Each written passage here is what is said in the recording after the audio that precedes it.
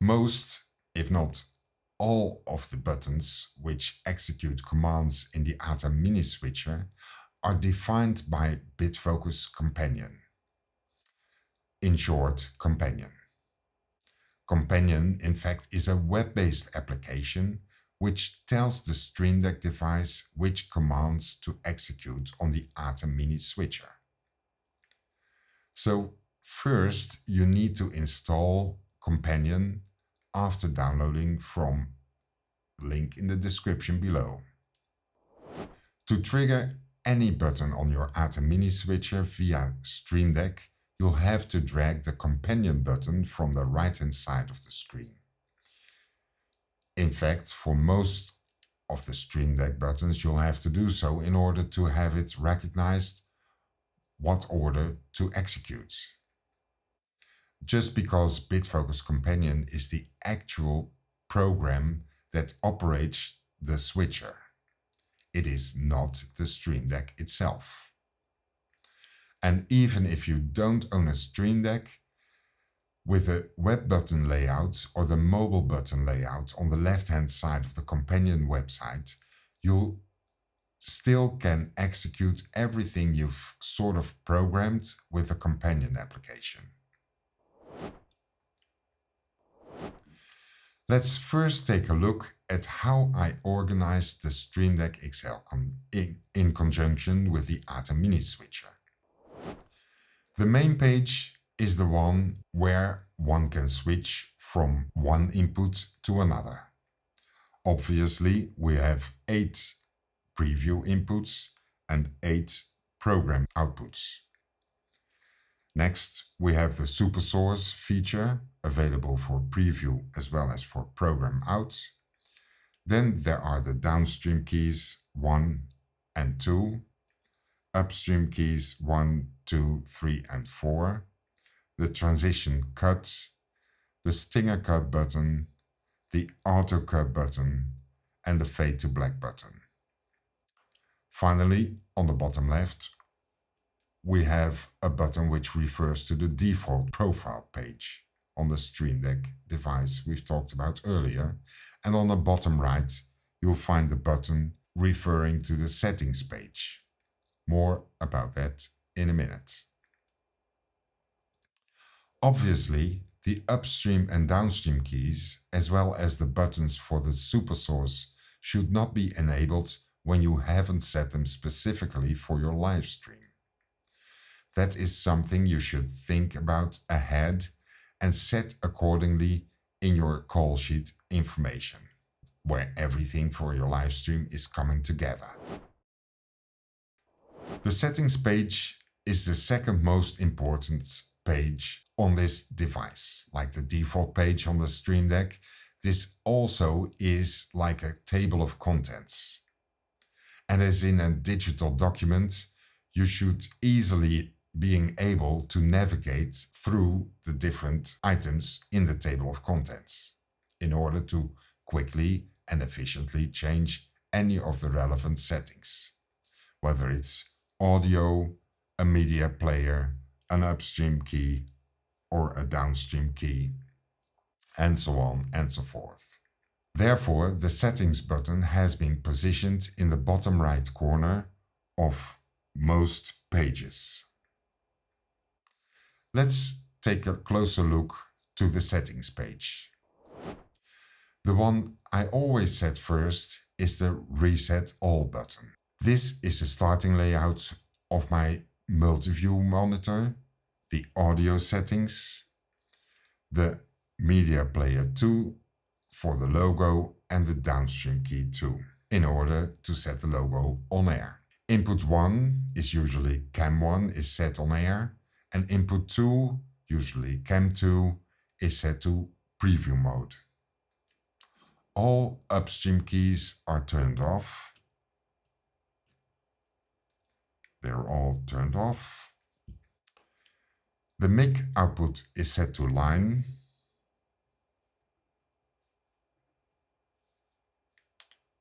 Mic output is set to line and enabled. The audio of input 5 and 7 are set to audio follows video, because those are the field channels of the two HyperDeck Studios Mini in the network. And finally, all the buttons of the Stream Deck are set in a default state corresponding with the Atem Mini switcher. Be aware that the color of the Stream Deck representing the state of the corresponding switcher button does not always change when operating the switcher itself. Communicating between the switcher and the Stream Deck is thus often only one-way traffic, from the Stream Deck to the switcher and not from the switcher to the Stream Deck. Let's now take a look at the other buttons on the settings page. The first button is the stream setting. In fact, this is a macro which can be changed according to your needs, and for me 1080 by 25 frames per second is good enough. Not much to say about that anymore. Next, there is the audio main button. Here, the mic inputs can be set and changed, depending on your live stream setup. Since I run my microphones through a MixPre 3.2 recorder, it is set as a line input and set on stereo. Also, one can unmute or mute the headphone output of the switcher. Since there is more to set for the audio inputs, there's a button in the top right corner which navigates to the audio settings of the inputs separately, and this can also be navigated to via the settings or index page. Here you can per input set the audio to regular stereo, audio follows video, or audio off. The starting point, after enabling the reset button, all inputs are set to off except for input 5 and 7, which are receiving the audio from the HyperDeck Studio Mini's fill output, which is SDI channel A. More about this HyperDeck Studio Mini in your live stream workflow in an upcoming video. Back to the index page or settings page. In the next column, we see reference buttons for the upstream keys, the downstream keys, and the Supersource, as well as picture-in-picture. Let's now first take a look at the upstream key settings. The green buttons are the ones which set the selected upstream key on air, in the program output, so to say. The white buttons are enabled to make the upstream keys part of the next transition. When enabled, the selected upstream key is visible in the preview window of our multi-view screen. When disabled by pressing the key off button, the selected upstream key is not anymore part of the next transition, thus not shown in that preview window of our multi-view screen. Furthermore, on this page are also reference buttons to navigate to the upstream key settings, to being able to choose which input is set up to either one of the upstream keys. Similar buttons are embedded into this page for the downstream key settings. The next index button is to set the downstream keys. Be aware that every page is given an applicable name in the description on the left-hand side of the panel. In this case, we are on page Downstream Key 1 Settings. The black buttons are to set the input for Downstream Key 1. And the other colored buttons speak for themselves, like in the upper right corner, one can set Downstream Key 1 and 2 on or off air. The pink buttons are to set either the upstream keys we have seen before, the Downstream Key 2 setting, or the Supersource settings. And finally, the blue buttons are navigating to the reference page of Media Player 1 and 2. Now, this button refers to all the Supersource presets, input assignments to the distinguished boxes, and enabling, disabling each of the 4 available boxes. As you may know, a box is not the same as an input of your Stream Deck. In order to set up a Supersource, one needs to assign an input or a media player source to either one of the boxes. The Presets button of each of the 4 boxes available helps you doing so efficiently. In order to set up your Supersource manually, one can enable or disable each of the boxes by pressing the yellow buttons. Yellow is enabled, black is disabled. Since the most commonly used layouts are already embedded in the Supersource index page, the pink buttons, one can choose either one, like the 12H button.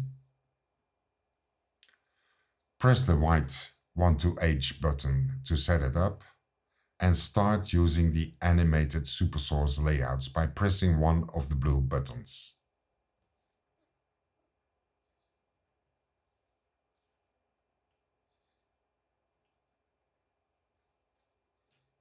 The pink buttons on the right-hand side of each of the Supersource layouts pages let you switch to another layout professionally and smooth, like from box 1 to layout 1234A, and then again from 1234A to 12S. Now, I can imagine you may not know what those titles or numbers refer to. That is all described in detail in my ebook, The Macro Bible. I'll put a link in the upper right-hand corner of this video for more information about this ebook, how to get a hand on it if you haven't already, and much more information which may be helpful for you. So please make sure that you watch that video if you haven't already.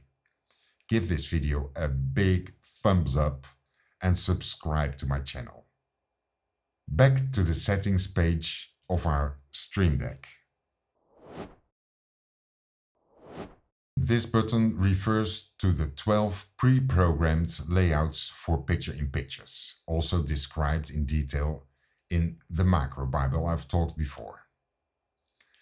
One can enable a border or disable a border in the picture-in-picture and go to key 1 to make sure key 1 is set as digital video effects, DVE, and setting it also in the preview mode, ready to move to program output in the next transition, or set it on air right away. I think everything is thought of using the picture-in-picture style for your program output. We're back at the settings index page and switching over to the media player source pages. Here I've just a limited amount of presets defined, which correspond with the images stored in the Atem software control. One can preview this in the preview window or in the multi-view window. Set the media player image in preview mode or on air right away. The call sheet describes each and every image of importance for the show. For the 2 HyperDeck devices I tend to use often in my Lens live streams, I have programmed 4 index pages, 2 for each device, 1 for each slot, slot 1, slot 2, HyperDeck 2, slot 1, and HyperDeck 2, slot 2. For example, Device 1, slot 1, shows all the animations which will need Apple ProRes 4444 transparency. The other device is mainly for playing videos during the live show, like commercials or other videos. Of course, the layout designed for easy navigation throughout the available slots and each and every video. Wipe, ticker, lower thirds, all those are described in detail in the call sheet of the live stream. Here we see output 1, output 2 and the multi-view Windows index buttons. Output 1 refers to the multi-view monitor in order to control every input. Output 2 often is set to a double HDMI output, one to check the program output for lighting sharpness on a dedicated video monitor like the Atem's Ninja Inferno, and one going directly either via HDMI or via a wireless transmitter to another screen in the building, which could be a director's monitor or another large audience monitor. The multi-view index windows refers to all 16 screens which are available to being shown in the multi-view monitor. Of course, adjustable as needed and depending on the layout of your multi-view screen. The streaming and recording buttons speak for themselves. Push the stream button and the button lights red when everything is set up the right way. It will be yellow if it's not, and push it again to end the stream. It also shows minutes and hours of the stream duration. The recording button works quite the same, as long as the drive is connected to one of the outputs of your switcher. It does set the YouTube button on air, however, since the stream button has not been enabled, there is no actually stream to YouTube. I don't know what's causing the YouTube button to turn red, but it is what it is for now. Now the YouTube button enables both the stream and recording of the show. All you need to do is enter the right key for your stream in the BitFocus Companion application, as well as the YouTube URL. That's all. You're good to go. How to program the buttons? Well, of course you can do it yourself or start with a copy of my setup to experiment and explore how I did the job. Better stolen well than badly thought up is a Dutch saying.